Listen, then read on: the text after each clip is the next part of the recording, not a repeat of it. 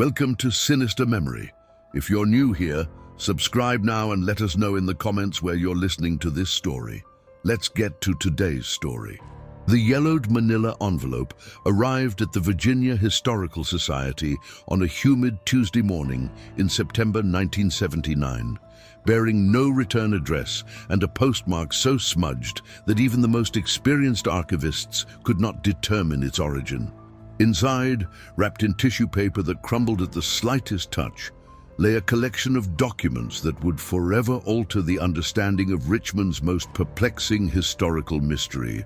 Dr. Margaret Thornfield, the Society's chief archivist, had spent 37 years cataloging the remnants of Virginia's past. She had handled Civil War correspondence stained with blood, colonial-era wills written by trembling hands, and slave narratives that spoke of unspeakable hardships. Yet nothing in her extensive career had prepared her for the contents of this particular envelope. The first document appeared to be a medical examiner's report, dated June 15, 1847. The paper bore the official seal of Richmond County, though the ink had faded to a rusty brown that resembled dried blood more than the traditional black of bureaucratic documentation. The handwriting was precise, methodical, belonging to someone accustomed to recording the unthinkable with clinical detachment. According to the report, signed by one Dr. Ezekiel Hartwell, the entire population of Millbrook Township, a small settlement approximately 12 miles northwest of Richmond, had vanished without explanation during the first week of June 1847. The document detailed how concerned relatives from neighboring communities had alerted authorities after receiving no responses to letters and finding the weekly market stalls in Richmond conspicuously empty of Millbrook's usual vendors. Dr. Thornfield adjusted her reading glasses and continued examining the brittle pages. The investigation, as described by Dr. Hartwell, had revealed a scene that defied rational explanation. Homes stood undisturbed, with meals half prepared on kitchen tables and clothes hanging on lines as if their owners had simply stepped away for a moment. Livestock remained in their pens, well fed and cared for, suggesting the disappearance had occurred recently. Most disturbing of all, personal belongings of significant value, jewelry, family heirlooms, and money remained untouched, eliminating robbery as a motive. The second document in the collection was a letter written on expensive stationery, its edges decorated with an intricate border of intertwining vines. The correspondence was addressed to Governor William Smith and bore the signature of Colonel James Pemberton, a prominent Richmond landowner. The letter, dated June 22, 1847, requested immediate military intervention in what Pemberton described as a matter of utmost urgency concerning the welfare of our Commonwealth. Pemberton's account corroborated Dr. Hartwell's findings, but added disturbing details that the medical examiner had omitted from his official report. The colonel wrote of strange markings found carved into the wooden door frames of every home in Millbrook, symbols that bore no resemblance to any known language or religious iconography. He described how the settlement's church bell had been found ringing continuously when investigators arrived, though no wind or human hand could account for its movement. Most unsettling was Pemberton's description of the settlement's cemetery. Every grave had been opened from within, the earth pushed outward as if something had clawed its way to the surface. Yet no bodies were missing, and no signs of desecration were evident. The graves appeared to have been carefully resealed, with fresh wildflowers placed upon each mound. The third document was a personal diary entry, written in a feminine hand on paper, so delicate it threatened to disintegrate at the slightest disturbance. The entry was dated July 4, 1847, and belonged to someone identified only as E.M. The writer described returning to Millbrook after an extended visit to relatives in Charleston, only to find her hometown transformed into what she termed a theater of the impossible. E.M.'s account provided the most intimate perspective on the mystery. She wrote of recognizing her neighbors, handwriting in unfinished letters left on desks, of finding her own mother's sewing still threaded in the needle where she had left it weeks earlier. The diary entries spoke of an overwhelming sense of being watched while walking through the empty streets, of shadows that moved independently of any light source, and of a persistent sound like distant weeping that seemed to emanate from the very ground beneath her feet. As Dr. Thornfield carefully arranged the documents on her examination table, she noticed that each paper bore the same peculiar watermark, a circular design featuring what appeared to be a tree with roots that extended far deeper than its branches reached high. The symbol was unlike anything in the Historical Society's extensive collection of Virginia paper manufacturers' marks. The mystery of Millbrook Township was about to reveal secrets that had remained buried for over a century. The fourth document in the mysterious collection proved to be the most substantial, a bound leather journal bearing the embossed initials J.P. on its cover.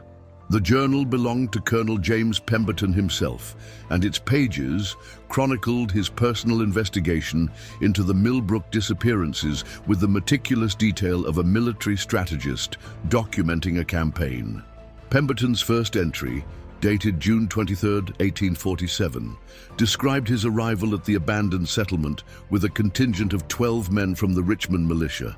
The colonel had expected to find evidence of Indian raids, or perhaps signs of a mass exodus driven by disease or economic hardship. Instead, he encountered what he termed a preservation of ordinary life interrupted by extraordinary circumstance. The journal revealed that Pemberton had ordered his men to conduct a systematic search of every structure in Millbrook.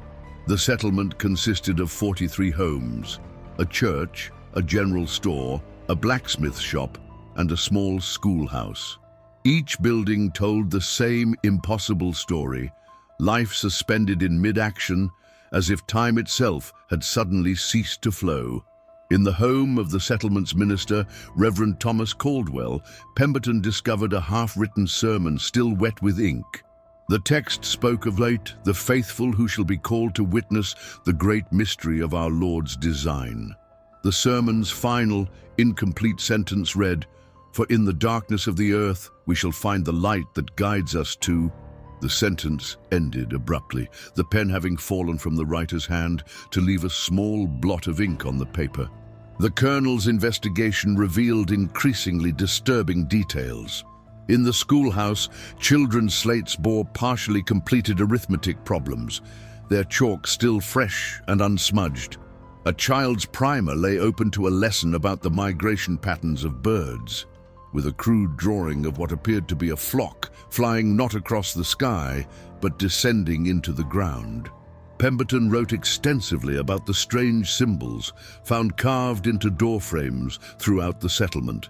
His journal included detailed sketches of the markings, which resembled a combination of Celtic knots and geometric patterns unknown to any scholar he consulted.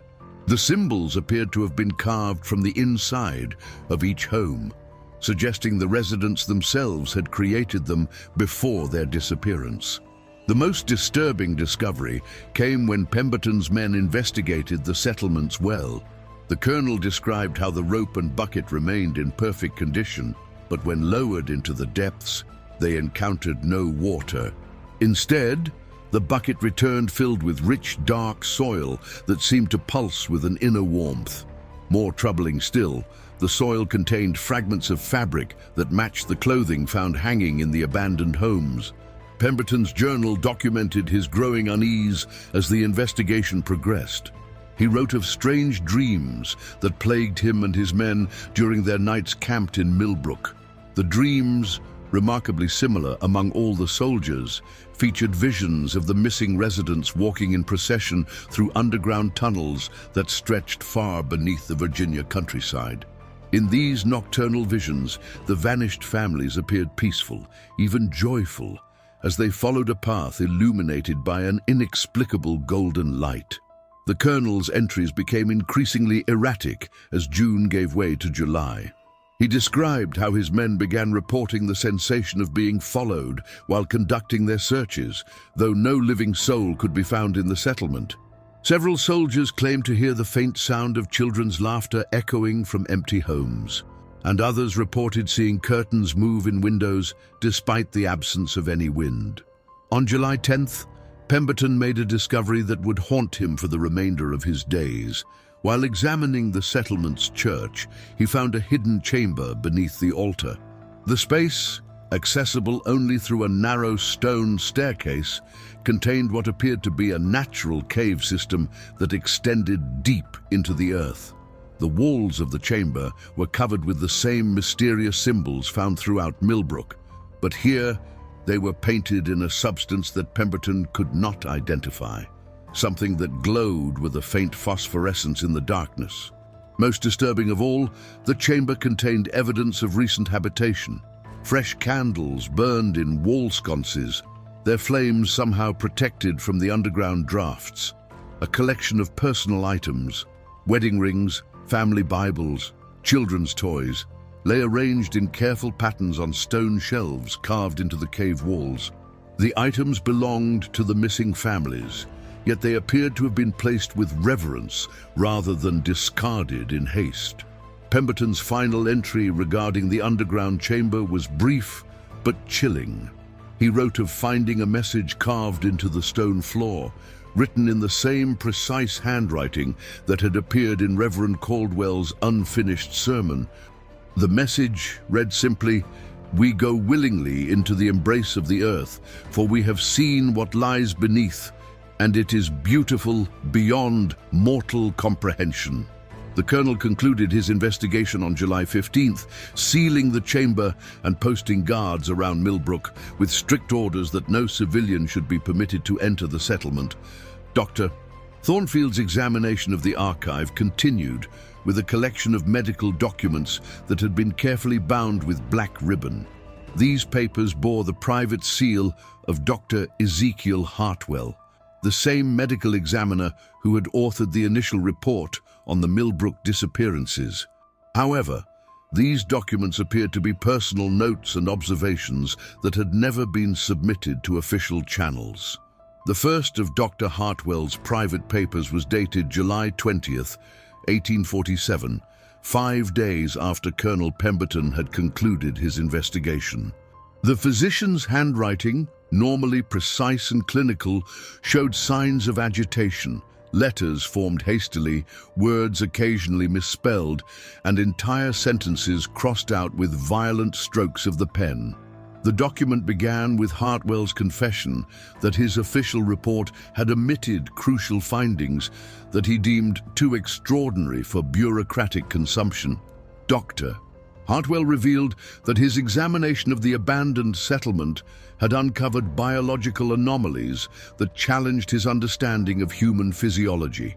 In several homes, he had discovered what appeared to be shed human skin, complete and intact, as if the occupants had somehow molted like serpents. The skin retained the texture and appearance of living tissue, yet showed no signs of decay despite exposure to the summer heat.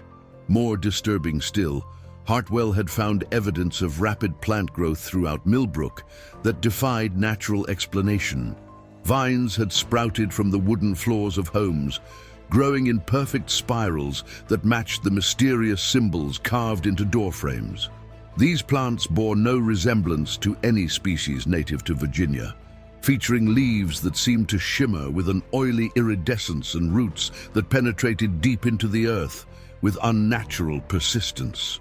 The physician's notes described his attempt to collect samples of both the shed skin and the unusual vegetation for further study. However, upon returning to his laboratory in Richmond, Hartwell discovered that the specimens had undergone a remarkable transformation.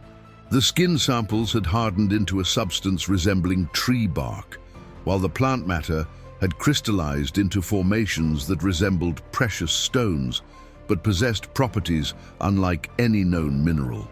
Dr. Hartwell's most significant discovery came during his examination of the settlement's cemetery. His private notes revealed that the opened graves had not been empty, as his official report suggested. Instead, each burial site contained what he described as cocoons of human origin, silk-like structures that had formed around the buried bodies. The cocoons pulsed with a rhythmic motion that suggested life, yet attempts to open them resulted in their immediate dissolution into a fine, luminescent powder. The physician's investigation took a deeply personal turn when he recognized one of the cocoons as belonging to his own sister, Martha Hartwell, who had married into the Millbrook community 3 years prior. His notes described the agonizing decision to attempt opening Martha's cocoon, driven by both scientific curiosity and familial love. The result, as recorded in his increasingly erratic handwriting, was a vision that would haunt him for the remainder of his life. According to Hartwell's account, the moment he touched his sister's cocoon, he experienced what he termed a communion of consciousness. He found himself transported into Martha's final moments, experiencing her perspective as she and the other residents of Millbrook received what they perceived as a divine calling. The vision revealed that the disappearance had not been an abduction or tragedy, but rather a willing transformation, a metamorphosis that the residents had embraced with religious fervor. In this shared consciousness, Hartwell witnessed his sister's final hours as she and her neighbors gathered in the underground chamber beneath the church. They had been guided by visions of a subterranean paradise, a realm of eternal peace that existed in the spaces between the roots of ancient trees. The transformation required them to shed their earthly forms and embrace a new existence as guardians of the deep earth. Dr. Hartwell's notes became increasingly fragmented as he struggled to process the implications of his discovery. He wrote of feeling Martha's presence in his dreams, calling to him from beneath the soil of Virginia. She spoke of a vast network of tunnels that connected sacred sites throughout the Americas, places where the boundary between the physical and spiritual worlds had grown thin. The physician's final entry in this collection was dated August 15th, 1847. He wrote of his decision to return to Millbrook alone, despite Colonel Pemberton's prohibition against civilian access to the settlement. Hartwell had become convinced that his sister and the other residents were not truly gone, but had instead achieved a form of existence that transcended human understanding. His last recorded words were both a confession and a prophecy. "I have seen the truth that lies beneath our feet, and I understand now why they chose transformation over the limitations of mortal flesh. The earth calls to those who are ready to listen, and I find myself unable to resist its song." If these notes are discovered, know that what happened to Millbrook was not an ending, but a beginning. The document ended abruptly, with Dr. Hartwell's signature trailing off into an illegible scrawl. Dr. Thornfield discovered the most extraordinary document near the bottom of the mysterious collection, a leather-bound journal that appeared far newer than the other papers, its pages crisp and unmarked by the passage of time. The journal bore the name Elizabeth Morrison, embossed in gold lettering on its cover, and its first entry was dated September 3rd, 1847, nearly 3 months after the initial disappearance of Millbrook's residents. Elizabeth Morrison's journal began with an account that defied everything the previous documents had established.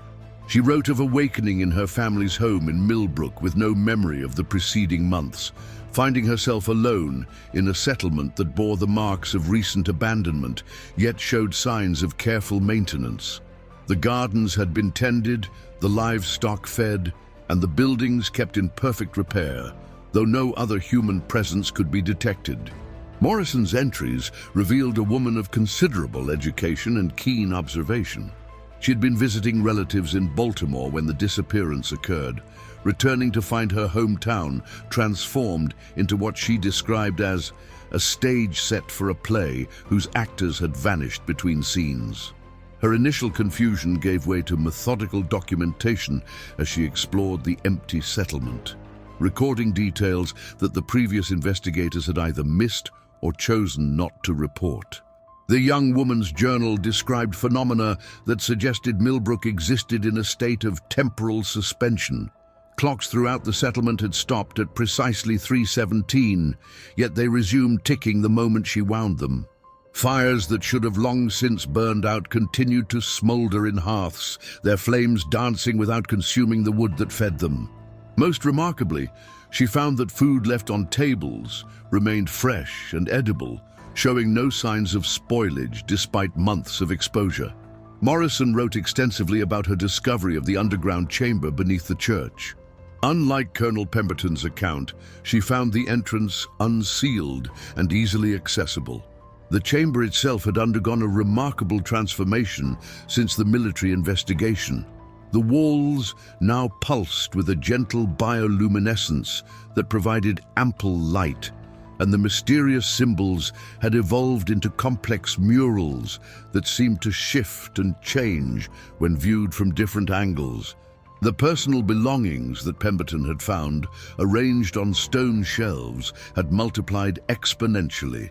The chamber now contained thousands of items, photographs, letters, jewelry, and mementos, representing not just the missing families of Millbrook, but generations of their ancestors.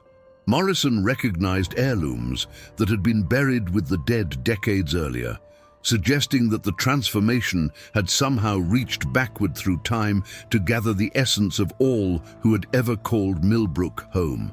Most disturbing of all, Morrison discovered that she was not entirely alone in the settlement. Her journal described encounters with what she termed the Watchers, translucent figures that appeared at the edges of her vision, always maintaining a respectful distance, but clearly observing her every movement. These entities bore the faces of Millbrook's missing residents, yet they seemed to exist in a state between corporeal and spiritual existence. The Watchers communicated with Morrison through dreams and visions, gradually revealing the true nature of what had occurred in Millbrook. The settlement had been chosen as a convergence point, a place where the boundary between the world of the living and the realm of the earth, spirits had grown thin enough to permit passage.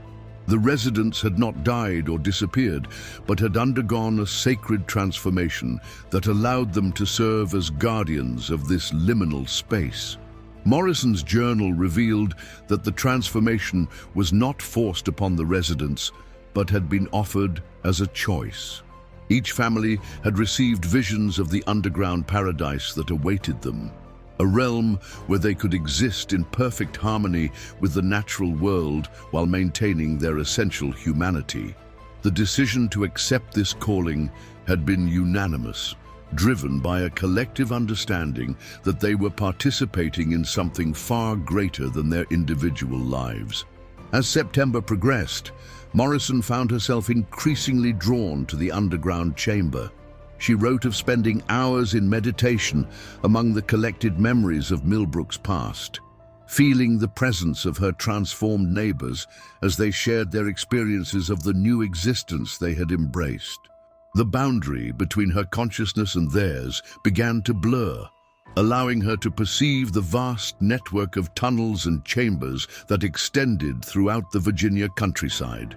The journal's tone shifted dramatically in its final entries. Morrison's handwriting became more fluid, almost ethereal, as she described receiving her own invitation to join the transformed community. The Watchers had revealed that her return to Millbrook had not been coincidental, but part of a larger design that required a witness to document their story for the world above. Morrison's last entry, dated October 31st, 1847, was brief but profound.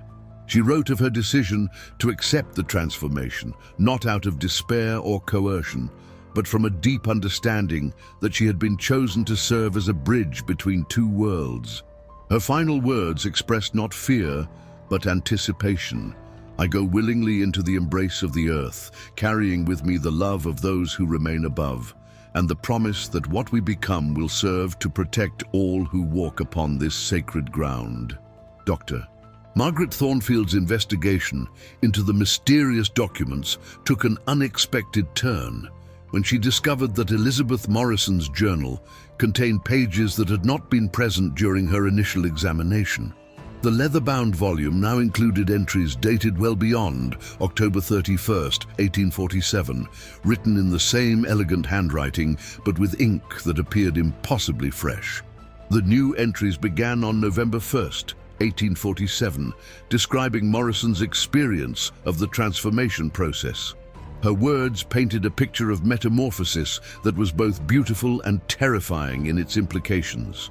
She wrote of feeling her physical form dissolve into particles of light, each fragment carrying the memories and emotions that had defined her mortal existence. The process was not painful, but rather resembled the sensation of falling asleep while simultaneously awakening to a more vivid reality. Morrison's post-transformation entries revealed the true scope of the underground realm that had claimed Millbrook's residence.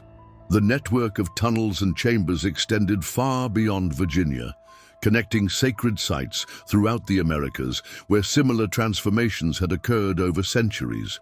She described encountering the transformed spirits of indigenous peoples who had undergone the same metamorphosis generations before European settlement, their wisdom serving as guidance for the newer arrivals to this ethereal existence. The journal revealed that the transformed beings retained their individual personalities and memories while gaining access to a collective consciousness that spanned continents. Morrison wrote of experiencing the thoughts and emotions of a Mayan priest who had undergone transformation in the Yucatan Peninsula 3 centuries earlier, and of communing with the spirit of a Lakota medicine woman who had chosen the underground realm during the harsh winter of 1823. Dr. Thornfield found herself deeply unsettled by the implications of Morrison's continued writings. The entries suggested that the transformation was not an isolated incident, but part of a recurring pattern that had shaped human history in ways that surface dwellers could never comprehend. The underground realm served as a repository for human consciousness, preserving the essence of those who chose to join its ranks, while protecting the sacred sites that maintained the balance between the physical and spiritual worlds. Morrison's journal described her new role as a guardian of the Millbrook Convergence Point. She and her transformed neighbors worked to maintain the delicate equilibrium that allowed their realm to exist alongside the world above. Their duties included tending to the spiritual needs of the living who unknowingly passed over their domain, offering protection and guidance to those who were sensitive enough to perceive their presence.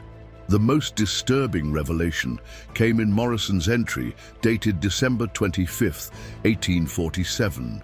She wrote of observing Dr. Ezekiel Hartwell's return to Millbrook, describing his desperate search for his sister Martha among the abandoned homes. Morrison had watched as the physician discovered the unsealed entrance to the underground chamber, his scientific curiosity overcoming his fear as he descended into the depths. According to Morrison's account, Dr. Hartwell had indeed found his sister, but not in the form he had expected. Martha existed now as part of the collective consciousness, her individual identity preserved within the larger tapestry of transformed souls. The reunion between the siblings had been profound, with Martha sharing visions of the underground paradise that awaited those who chose to join their ranks. Morrison's journal revealed that Dr. Hartwell had spent 3 days in the chamber, experiencing the same visions and sensations that had convinced Millbrook's residents to undergo transformation. However, unlike the others, the physician had ultimately chosen to return to the surface world, carrying with him the burden of knowledge that he could never fully share with his contemporaries. The journal's most recent entries, dated throughout 1848 and beyond, described Morrison's growing concern about the increasing frequency of convergence events. She wrote of sensing new transformation sites awakening across the continent, each one adding to the network of underground guardians while simultaneously weakening the barriers between worlds. Dr. Thornfield realized with growing alarm that Morrison's journal contained entries extending into the 1850s, 1860s, and beyond, each one written with the same fresh ink and steady handwriting. The implications were staggering. Either the journal was an elaborate hoax, or Elizabeth Morrison continued to exist in some form that transcended normal human mortality. The final entry that Dr. Thornfield could bring herself to read was dated June 15, 1879, exactly 32 years after the original disappearance. Morrison wrote of sensing a new convergence approaching, one that would dwarf the Millbrook event in its scope and significance. Dr. Thornfield's hands trembled as she turned to the final section of documents in the mysterious collection. These papers were different from the others, newer, yet bearing the unmistakable signs of age that suggested they had been written across multiple decades. The handwriting varied, but each document bore the same peculiar watermark featuring the tree with impossibly deep roots that had appeared throughout the archive. The first of these contemporary documents was a report filed by the Richmond Police Department, dated June 3, 1879. The report described the disappearance of the Ashford family from their estate on the outskirts of the city. Like the Millbrook incident 32 years earlier, the Ashfords had vanished without explanation, leaving behind a perfectly preserved home with no signs of struggle or forced entry. What made the Ashford case particularly disturbing was its similarity to the historical pattern Morrison had documented. The family's servants reported finding the same mysterious symbols carved into doorframes, the same unexplained plant growth spiraling through the house, and the same sense of temporal suspension that had characterized Millbrook. Most significantly, the family's private cemetery showed evidence of graves opened from within, though no bodies were missing. The police report was followed by a series of newspaper clippings from the Richmond Dispatch, chronicling a wave of similar disappearances that had occurred throughout Virginia during the summer of 1879.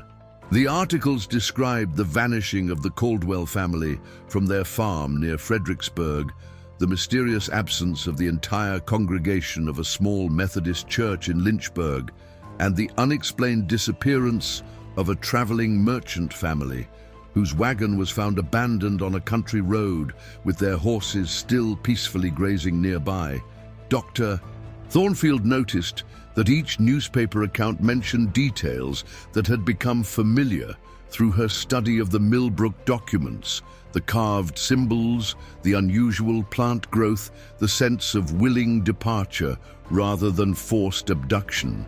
The pattern was unmistakable, suggesting that the transformation phenomenon had not ended with Millbrook, but had instead spread throughout the region like a slow-moving epidemic of transcendence. A handwritten letter dated July 15, 1879, provided the most chilling confirmation of the pattern's continuation. The letter was signed by Dr. Jonathan Whitfield, a physician who claimed to be the son of Dr. Ezekiel Hartwell.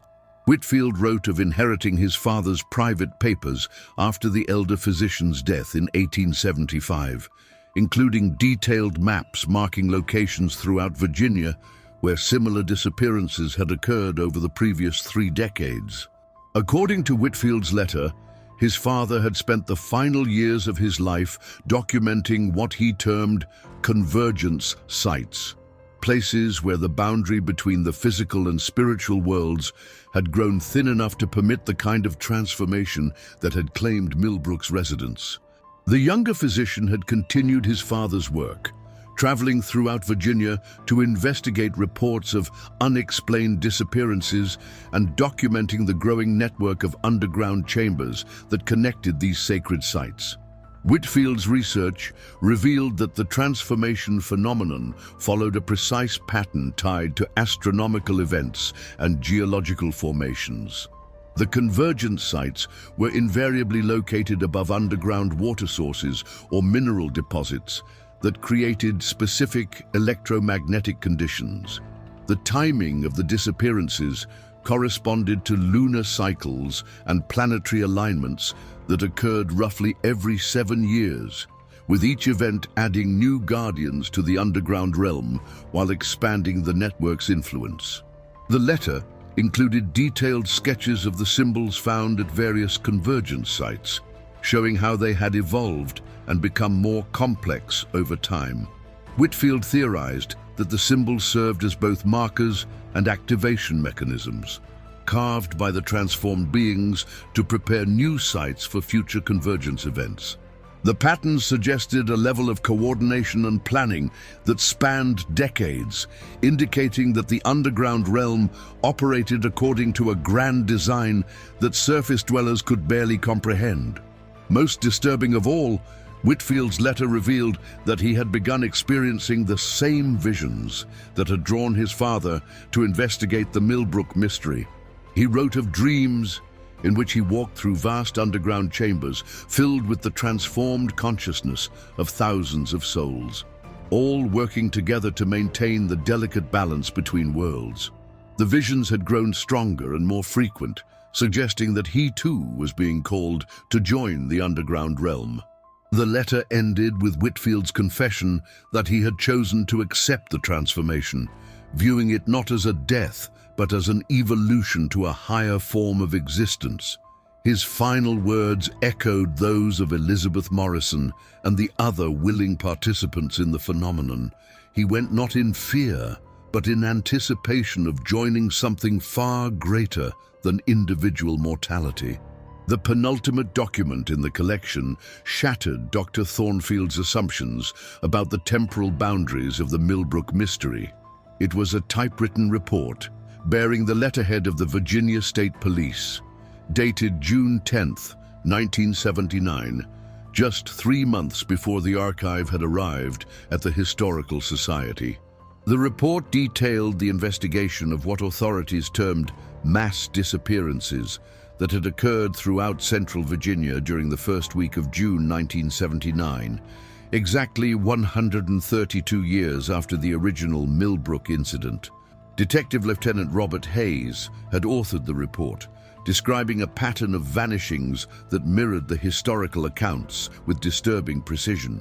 17 families across 4 counties had disappeared simultaneously, leaving behind homes that showed the same inexplicable characteristics documented in the 19th century cases. The modern disappearances included suburban families, rural farmers, and even urban professionals, suggesting that the phenomenon had adapted to contemporary society while maintaining its essential nature. Hayes's investigation revealed technological anomalies that added new dimensions to the mystery. Electronic devices in the abandoned homes had malfunctioned in specific ways. Clocks had stopped at 3:17, television sets displayed static patterns that resembled the carved symbols found in historical cases, and telephone answering machines contained messages recorded in voices that matched the missing residents, but spoke words in languages that linguistic experts could not identify. The detective's report included photographs that Dr. Thornfield found deeply unsettling. The images showed the same spiral plant growth that had characterized earlier convergence sites, but the vegetation now incorporated modern materials. Telephone wires, electrical cables, and plastic components had been woven into organic structures that pulsed with bioluminescent energy. The fusion of natural and artificial elements suggested that the underground realm had evolved to accommodate the technological aspects of contemporary life. Most significantly, Hayes's investigation had uncovered evidence of coordination between the 1979 disappearances and the historical pattern. In several abandoned homes, investigators found handwritten letters that appeared to be communications from the transformed beings of earlier convergence events. The letters, written in the distinctive handwriting of Elizabeth Morrison and other documented figures from the past, provided guidance and reassurance to the families preparing for their own transformation. The letters revealed that the underground realm had been preparing for the 1979 convergence for decades, carefully selecting families whose spiritual sensitivity made them suitable candidates for transformation. The selection process involved subtle influences, dreams, visions, and synchronistic events that gradually prepared the chosen individuals for their eventual calling. The letters spoke of the joy and fulfillment that awaited the new arrivals, describing an existence free from the limitations and suffering of mortal life. Dr. Thornfield discovered that Hayes's investigation had been abruptly terminated by federal authorities, who classified the case under national security provisions. The detective's final entries described his frustration with the official cover-up and his growing conviction that the disappearances represented something far more significant than conventional law enforcement could address. His last report, filed just days before the case was sealed, expressed his intention to continue investigating the phenomenon independently. The collection's most disturbing revelation came in the form of a personal letter from Detective Hayes to an unnamed colleague, dated August 15, 1979. The letter described Hayes's discovery of an active convergence site in the basement of his own home, complete with the characteristic symbols and underground passages that connected to the larger network. The detective wrote of experiencing the same visions and calling that had drawn others to transformation, describing the profound sense of purpose and belonging that accompanied these spiritual communications. Hayes' letter revealed that he had traced his family's genealogy back to Millbrook, discovering that his great-great-grandmother had been among the original residents who underwent transformation in 1847. The connection suggested that the calling to join the underground realm was hereditary, passed down through bloodlines that maintained their spiritual sensitivity across generations.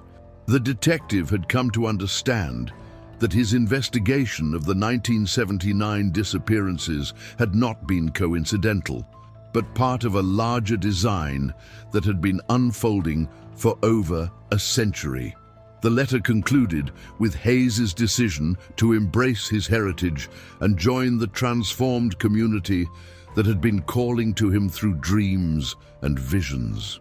He wrote of the peace that came with understanding his true purpose, describing the transformation not as an ending, but as a homecoming to a realm where his consciousness could serve a greater good while maintaining eternal connection with those he loved. The final line of Hayes's letter contained a prophecy that sent chills through Dr. Thornfield's spine. The next convergence approaches, and it will be the greatest yet witnessed on this continent. The final document in the mysterious collection was unlike any of the others, a single sheet of pristine white paper that seemed to glow with an inner light. The paper bore no watermark, no signs of age, and no indication of its origin. Written in elegant script that somehow combined the handwriting styles of Elizabeth Morrison, Dr. Hartwell, and Detective Hayes, the document was addressed directly to Dr. Margaret Thornfield. The letter began with an acknowledgement of her role as the chosen recipient of the archive, explaining that her selection had not been random, but carefully orchestrated across decades of planning. The transformed beings of the underground realm had observed her work at the Historical Society, recognizing in her the same spiritual sensitivity that had marked all those called to join their eternal community.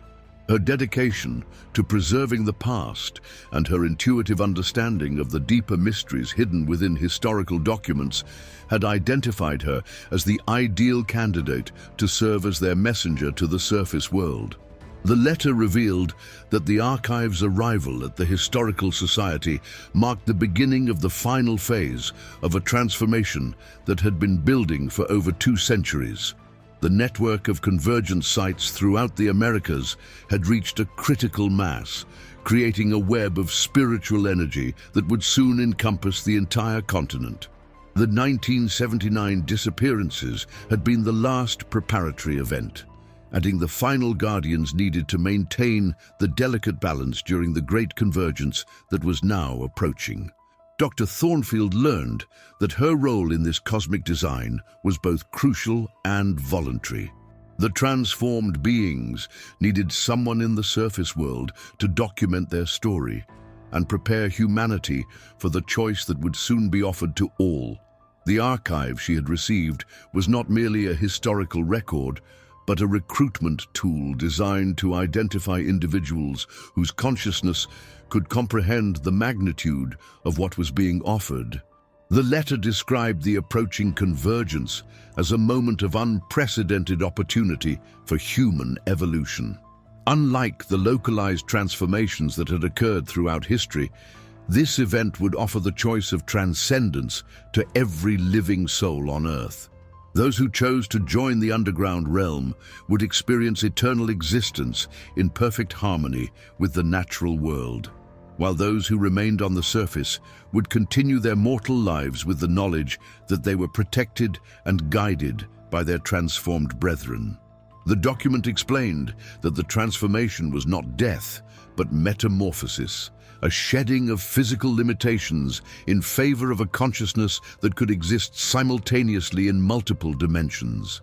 The transformed beings retained their individual personalities and memories while gaining access to a collective wisdom that spanned millennia. They served as guardians of the Earth's spiritual ecosystem, maintaining the balance between the physical and metaphysical realms that allowed life to flourish. Dr. Thornfield discovered that her investigation of the archive had already begun her own transformation process. Each document she had studied had carried subtle influences that gradually prepared her consciousness for the choice she now faced. The visions and dreams that had begun to plague her sleep were not symptoms of stress or overwork, but communications from the underground realm inviting her to join their ranks. The letter revealed that the convergence would begin on the summer solstice of 1980, marking the 133rd anniversary of the original Millbrook transformation. The number carried deep significance in the spiritual mathematics that governed the phenomenon, representing the completion of a cycle that had begun with the first indigenous peoples to undergo transformation in the pre-Columbian era. As Dr. Thornfield read the final paragraphs of the letter, she felt a profound sense of peace settling over her consciousness. The document spoke of the joy and fulfillment that awaited those who chose transformation, describing an existence free from fear, pain, and the limitations of mortal flesh. The underground realm offered not escape from responsibility, but elevation to a higher form of service that would benefit all of humanity.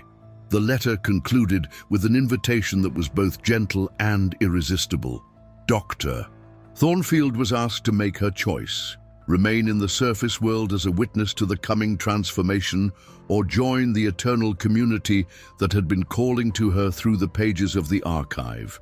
The decision carried no judgment, as both paths served the greater design that guided the evolution of human consciousness. As the autumn sun set through the windows of the Historical Society, Dr. Margaret Thornfield carefully placed the documents back in their manila envelope. She understood now that her discovery of the archive had been no accident, but the culmination of a journey that had begun the moment she first felt drawn to preserve the mysteries of the past.